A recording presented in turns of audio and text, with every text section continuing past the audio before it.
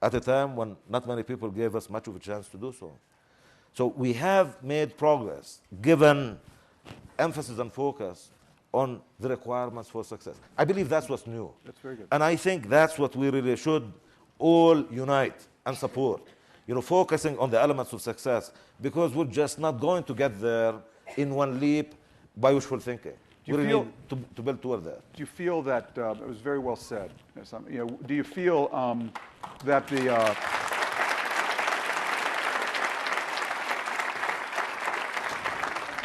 do you feel that in Prime Minister Netanyahu, you have an Israeli Prime Minister who appreciates that there is a new Palestinian strategy, that it is making headway, and that he can and will contribute to it, assuming you deliver on the security side?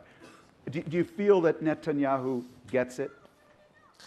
I can only hope so. And I really would hate to think that the politics on either side would continue to drive this process forever in the wrong direction.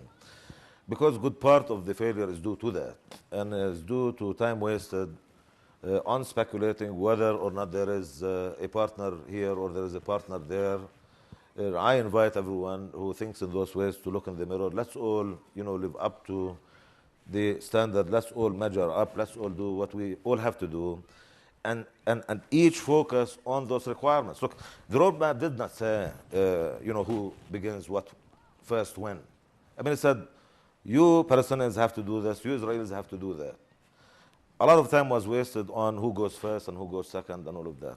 And we all paid dearly for it, Israelis and Palestinians alike, the region too, because what happens there is not something that the region happens to be insulated from. Indeed, the world at large. So, I call on Israeli leadership to basically do what has to be done. I call on us to do what we have to do. And what I like about the new paradigm, if it is that, and I hope it is for us both, for both sides, to be expected to deliver. What I believe is happening here is the yardstick on accountability had just been raised. It should be. The bar has to be raised. We both should act with much greater sense of urgency.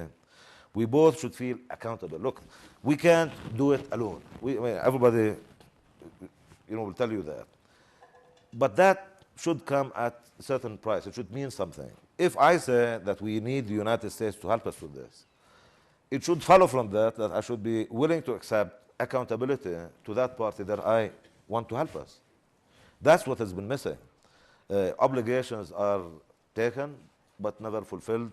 Nobody asks. That's what's wrong with the process. Have you seen, you said you hope with Prime Minister Netanyahu, have you seen any evidence yet in the right direction? I think it is important that now we're not speculating any longer about whether or not he accepts the two-state solution. That's overdue. Mm-hmm. And I would like to remind everybody that that's something that was acknowledged by the government of Israel in June of 2003, 6 years ago, by a government headed by Ariel Sharon, and on which Benjamin Netanyahu sat as finance minister. Nevertheless, we are where we are today. And by the way, it was a much more forthcoming endorsement of the George W. Bush's vision than what we heard recently. Nevertheless, I'm pleased that we do not have to speculate any longer on whether or not the government of Israel accepts the two-state solution.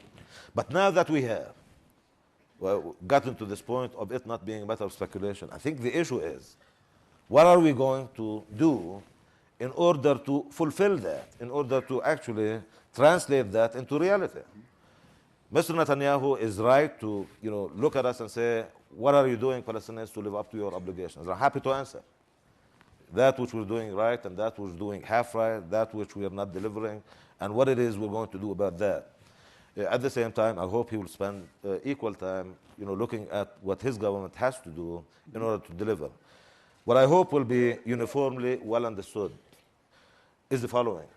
I do not want, and I think it would be devastating, if this international drive led by the United States to achieve at long last durable and just peace in the region, I hope it will not be seen as the United States taking sides with this side or that side.